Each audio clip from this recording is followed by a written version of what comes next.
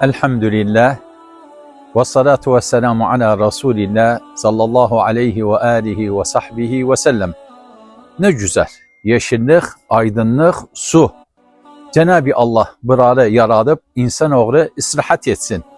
Yeşillik, su, aydınlık, saadet. Bunu hara endirağın? Vakı'mıza endirağın. Cenab-ı Allah Kur'an-ı Kerim'de buyurup وَجَعَلَ بَيْنَكُمْ مَوَدَّةً وَرَحْمَةً. Erkekten kadının orta yerinde bu muhabbet, bu mevadde olsa çok güzel olur. Su ta ki nece serin, bu yeşillik ta ki, tabi bu da cennette yeşillik varitti ve su da varitti. Ne güzel olur o muhabbet üzerine devam, o sevmek üzerine devam, birbirlerini yapsılar, cevullerini hoş etsiler.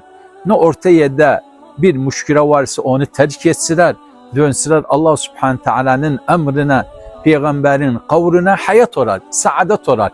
Boşamağı terk edək, uşaqlara baxaq, terbiyesine baxaq ve o kimselerin de zürriyetleri yoktu. Cenab-ı Allah cevullerini hoş etsin, zürriyet versin üzerine, nesilleri olsun. Bu hepsi ne ister? İster Allah Subhanahu Teala'ya şükretmek, ne bizi yaradıp ibadet taattı. Yeşillik güzel, bu su güzel. Birer taşı olmağımız çok güzel olur. Bu da cennette Allah nasibimiz etsin, kısmetimiz etsin. Ama وَجَعَلَ بَيْنَكُمْ مَوَدَّةً وَرَحْمَةً çok önemlidir. Kadın erkek birbirini sevsin, birbirine muhabbetleri, ondan sonra baş başa çatsılar, ömür boyu ortak olsunlar, o saadet olsun.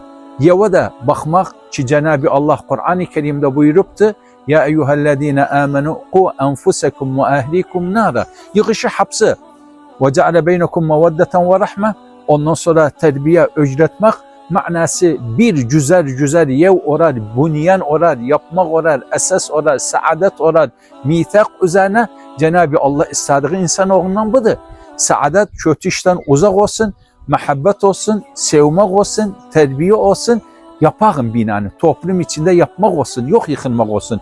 Onun için bu halatta evlenmek asan orar, güzel terbiye orar, güzel evlenmek orar, güzel zürriyet orar, güzel Kur'an-ı Kerim'e dönmek orar, Peygamberin sünnetine dönmek orar. Bunu orada toplumda meşakil kalmaz. Yevlerin içinde de müşküle de kalmaz. Cenab-ı Allah cümlemizi saadet içine bıraksın, emn-u emen içine bıraksın. Bu güzel yeşillik, aydınlık ta ki nece Cenab-ı Allah cennette de nasibimiz etsin. Bu yeşilliğe, bu güzel suya ve Cenab-ı Allah'ın yüzünü de görmek cennette. Amin amin. Velhamdülillahi Rabbil alemin.